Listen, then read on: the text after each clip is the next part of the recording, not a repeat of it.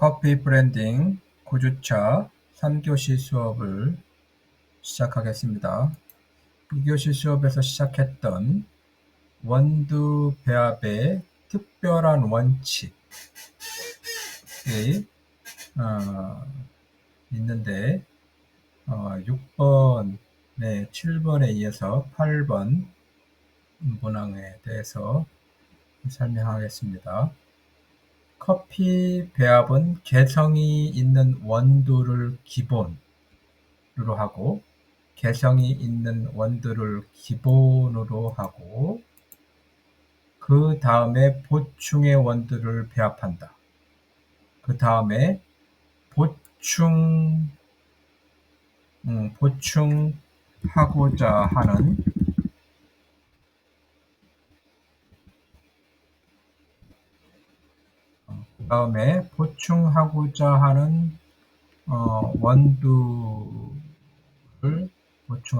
원두를 배합한다.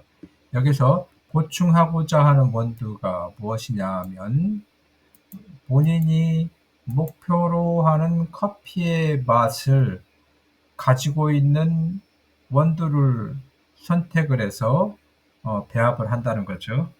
그 배합의 종류가 최소 2가지, 그 다음에 최대 4가지가 일반적인데 자기는 보다 더 전문화되고 이거의 모든 어떤 배합에 있어서 최고의 스킬을 가지고 있어서 아주 섬세한 맛까지 배합을 통해서 나타날 수 있다라고 한다면 5가지, 6가지 또 배합을 할 수 있지만 일반적으로 최소 2가지에서 4종류 원두를 배합한다는 것을 앞서 이야기했습니다. 그래서 커피의 배합은 개성이 있는 원두를 기본으로 하고 그 다음에 보충하고자 하는 원두를 배합한다. 또 커피 배합은 여기서 커피 배합인데 원두 배합으로 통일하겠습니다.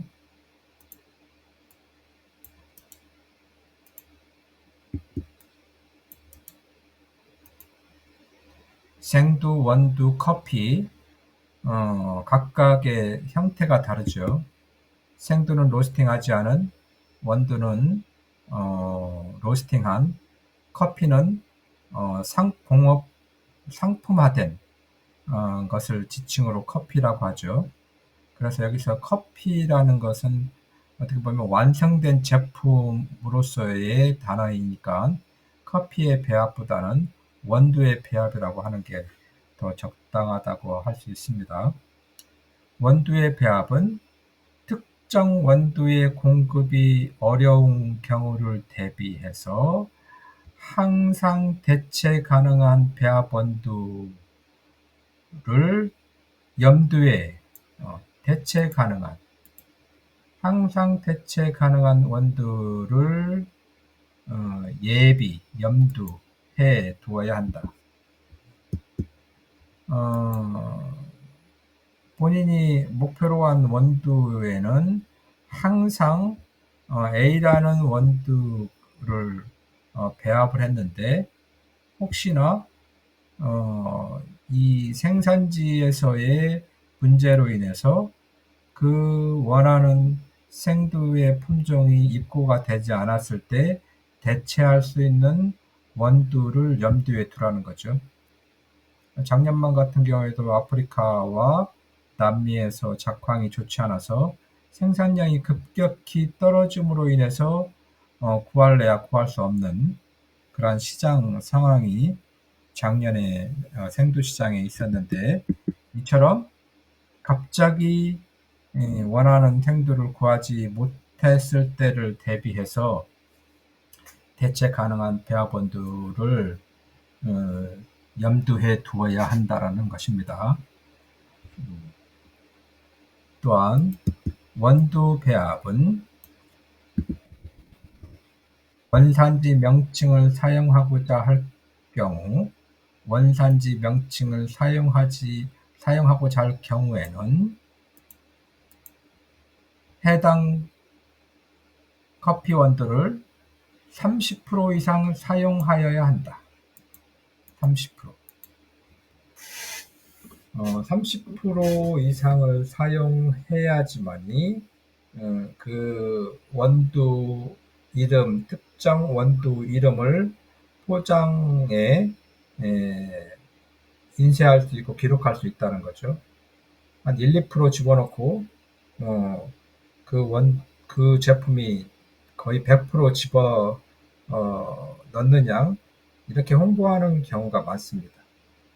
특히 하와이 코나 커피라고 쓰여져 있는 원두를 보면 제품을 보면 뒤에 이제 세부 이제 비율 표시를 보면 1%만 들어갔는데 하와이 코나 커피라고 하는 경우를 볼 수 있는데 이것은 틀린 거다. 해당 커피 원두를 최소 30% 이상 사용해야지만이 원산지 명칭에 따라서 그 원두에 생산된 생산된 특정 원두의 이름을 쓸 수 있다라는 겁니다. 11번째, 마이너스 효과를 나타나는 배합을 피해야 한다. 당연하겠죠. 브랜딩에서 기존에 있는 것보다 더 나쁜 향미를 나타내는 결과가 있다면 오히려 배합을 안 하는 게 낫겠죠.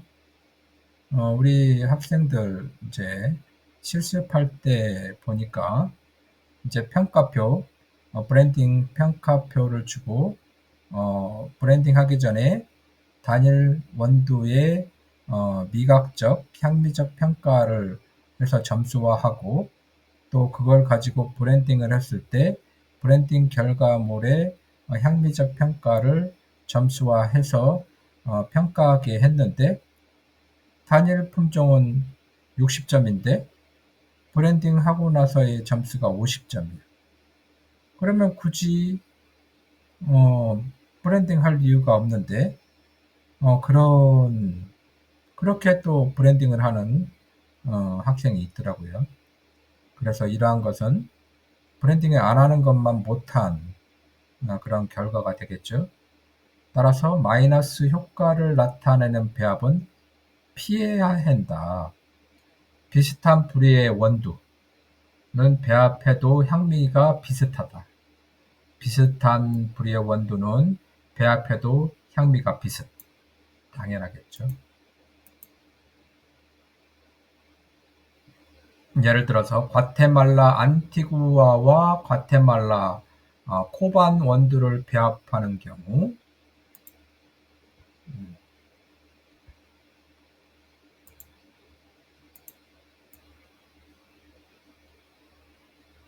그리고 에티오피아 시나모 원두와 에티오피아 에가체프 원두를 배합하는 경우 거의 지역이 거의 같은 동네에 에서 생산된 원두는 같은 맛이 날 확률이 높은데 이렇게 이런 종류의 배합은 마이너스 배합의 대표적인 사례이다.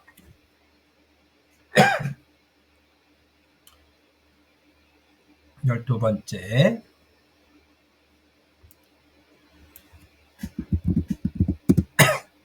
원두 배합은 본인이 좋아하거나 선호하는 커피 원두를 50% 정도로 하고 베이스,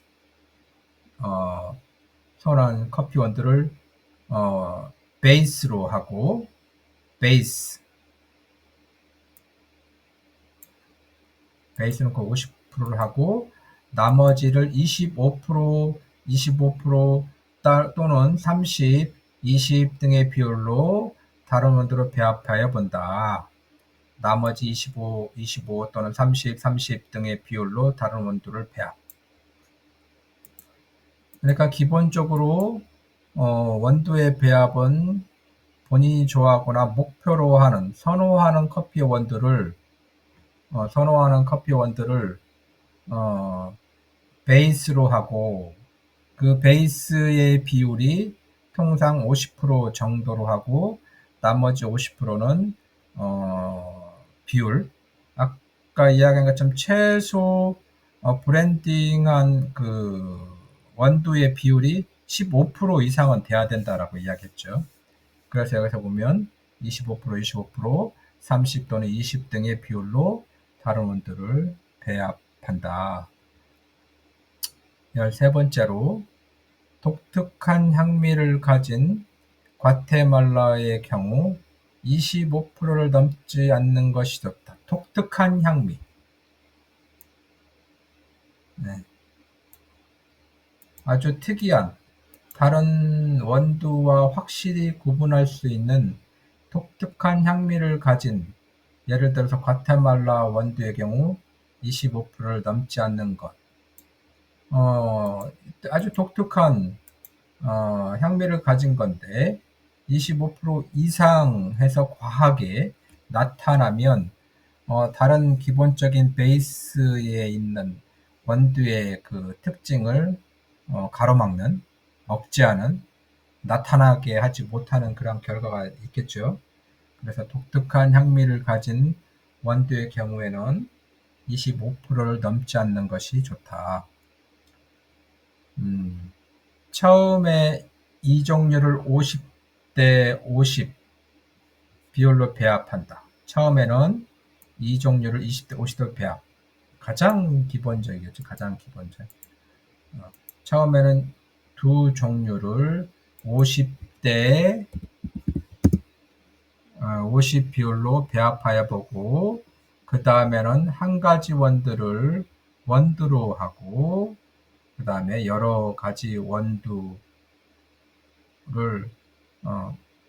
원두를 배합해 본다. 그러니까 이제 50대 50을 하고 이 나머지 50을 이제 세분화해서 이제 브랜딩 한다라는 거죠. 그 다음에 한 가지 원두를 50%로 하고 여러 가지 원두를 세분화하여 배합해 본다.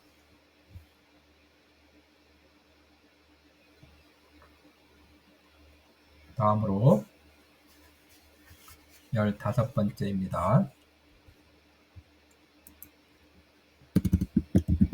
원두 배합은 전자저울을 사용하여 정확한 무게를 계측하는 것이 원칙. 정확한 무게를 계측하는 것이 원칙이다. 전자저울이 없는 경우에는 스푼을 사용하거나 개수를 세어도 좋다. 개수를 세우면 참 너무 오랜 시간이 걸릴 수 있겠죠. 아주 정확한 전자저울을 사용하는 것이 가장 합리적이라고 할 수 있고, 또한 계량 스푼을 사용하는 것이 원칙이지만, 개수를 세워도 좋은 것은 너무나 시간이 많이 걸릴 것 같습니다. 이러한 것은 정확하게 비율에 맞춰서 하라는 것이죠. 16번째, 비슷한 로스팅 포인트로 로스팅한 원두를 사용하는 것이 추후 같은 배합을 할 때 용이하다. 비슷한 로스팅 포인트로 로스팅한 원두를 사용하는 것 아주 좋죠. 대부분 로스팅을 사전에 생두를 혼합해서 로스팅하는 경우와 또한 로스팅하고 배합하는 경우 이 다른 방법이 있는데 로스팅 포인트가 다르면 맛이 달라질 수밖에 없죠. 그래서 로스팅 포인트가 일관성 있게 같아야지만이 배합해서 나타나는 목표의 향미가 컨트롤할 수가 있지. 로스팅 포인트가 각각 다른 생두 원두를 배합해서 목표로 한 향미를 나타내기에는 정말 이거는 어렵다고 할 수 있습니다. 그리고 할 때마다 로스팅 포인트의 변화로 인해서 목표로 하는 향미가 달라질 수 있다라는 어려움이 있기 때문에 비슷한 로스팅 포인트로 로스팅한 원두를 사용하는 것이 이 일관성 있는 맛의 지킴을 위해서 필요하다라고 할 수 있습니다. 17번째, 특이한 원두보다는 언제든지 구입할 수 있는 원두를 사용하는 것. 언제나 구입할 수 있는 원두를 사용하는 것이 좋다. 아주 스페셜한, 아주 작은 영역에서 아주 특정한 기간에만 생산되는 원두를 가지고 배합을 했다면 그 시기가 지나고 그 생산량이 소진되면 더 이상 만들어낼 수가 없겠죠. 그래서 너무 특이한, 여기서도 너무 특이하거나 한정적인 생산량의 너무 특이하거나 한정적인 생산량의 원두보다는 언제든지 구입할 수 있는 원두를 사용하는 것이 좋다. 에스프레소용의 경우 부드럽고 깨끗한 맛을 내는 브라질 원두, 콜롬비아 원두를 주로 베이스로 많이 사용된다. 브라질 원두, 콜롬비아 원두를 주로 베이스로 사용한다. 가장 저렴하면서도 가장 일반적인 커피의 맛을 낼 수 있는 게 남미의 브라질, 콜롬비아 커피죠. 그렇게 비싸지도 않고 그러면서도 개성이 있고 그러면서도 최고급의 맛은 아니지만 그렇다고 해서 형편없는 맛이 아닌 브라질, 콜롬비아 커피가 에스프레소용의 경우 이제 기본 베이스로 사용하는 게 일반적이고 대부분이죠. 19번째, 한 가지 원두를 배합한 커피를 시작으로 마셔본 후 한 가지 원두를 배합한 커피를 시작으로 마셔본 후에 배합 비율의 맛의 느낌을 기록해 두는 것. 배합 비율과 맛의 느낌을 기록해 두는 것. 본 교수는 커피 브랜딩의 평가표라는 것을 만들어서 학생들한테 제공하고 있는데 커피잉이나 테이스팅이나 배합을 하기 위해서는 미각적 테스팅이 무엇보다도 중요합니다. 그런데 더욱더 중요한 것은 미각적, 감각적 그러한 표현을 그냥 맛있다, 맛없다라고 표현하는 게 아니라 정형화된 항목을 체크할 수 있는 평가표가 필요하다는 겁니다. 그 평가표에 가능한 한 수치화된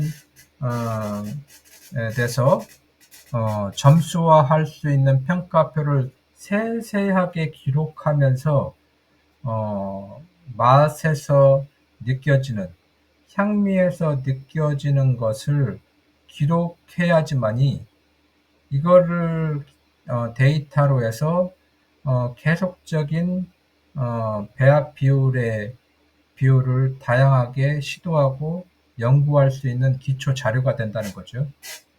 그래서 시음을 하고 커핑을 하는 데 있어서 그냥 아무 기록하는 자료 없이 커핑을 하면 실력이 늘지 않습니다.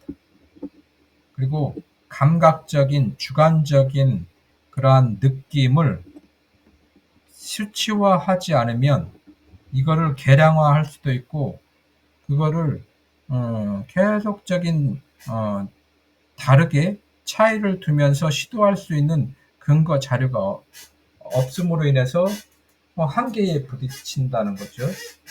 그래서 배합 비율과 맛의 느낌을 기록하는 평가표에 의해서 기록하고 시음하면서 그 배합의 다양성을 추구해야 된다는 것은 이건 아주 기초적인 겁니다. 우리 학생들에게 이러한 것을 요구할 때 그냥 마시면 되고 그것을 표현하면 되지. 왜 일일이 한 가지 한 가지 항목 체크를 하고 점수화해서 총점을 내서 비교하느냐 라는 거에 대해서 이의 제기를 하는데 그러한 이유 때문입니다. 와인 소믈리에들이 와인을 시음을 할 때 무조건 마시지 않습니다.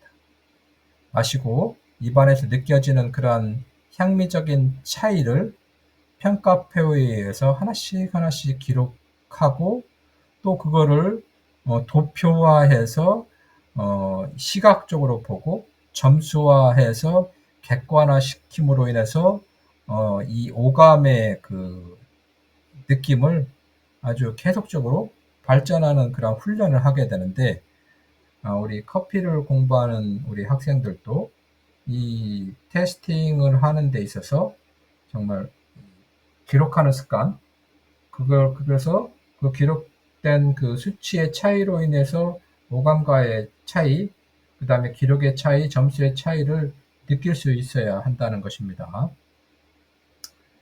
다음으로 20번째 커피 배합의 자세는 실험적 연구자의 마음가짐이 중요하다. 이거 중요합니다. 실험 정신. 이공계에서만 실험실에서 실험하는 게 아니라 커피를 정말 사랑하고 커피 전문가가 되기 위해서는 커피 추출적인 측면, 가공적인 측면, 여러 가지 측면에 있어서 연구자의 자세가 필요합니다. 연구함으로써 이렇게도 해보고 저렇게도 해보고 그 다양성에 대해서 시도하고 그 데이터가 자기의 노하우가 된다는 것. 그래서 자기만의 어떤 데이터를 계속적으로 추적하고자 하는 실험적인 연구자의 마음가짐이 중요하고 그렇게 해야지만이 실력 있는 커피 전문가가 된다는 겁니다. 남의 경험을 가지고 내 경험을 이렇게 흡수함으로 인해서 전문가가 되겠다는 것은 한계에 있습니다. 남들이 가지지 못한 오감적인 그런 데이터를 가지고 있고 또한 그거를 배합에 적용을 해서 나만의 맛을 만들어낼 수 있는 연구자적인 그다음에 전문가적인 자세가 무엇보다도 중요하다라고 할 수 있습니다. 따라서 단종 원두의 특성을 기록하고 암기 알고 있어야 됩니다. 단종 원두의 특성을 기록하고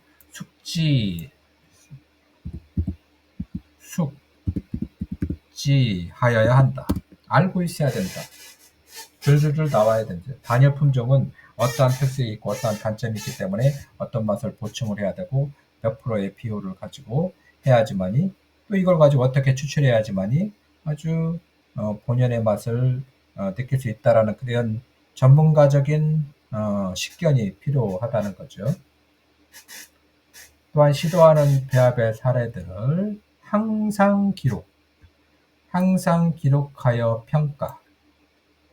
기록하는 데서 끝나지 않고 평가를 해줘야 된다. 그래서 추 커피 배합의 중요한 자료로 활용할 수 있다. 중요한 자료. 기록하지 않으면 중요한 자료가 한순간에 날아갑니다.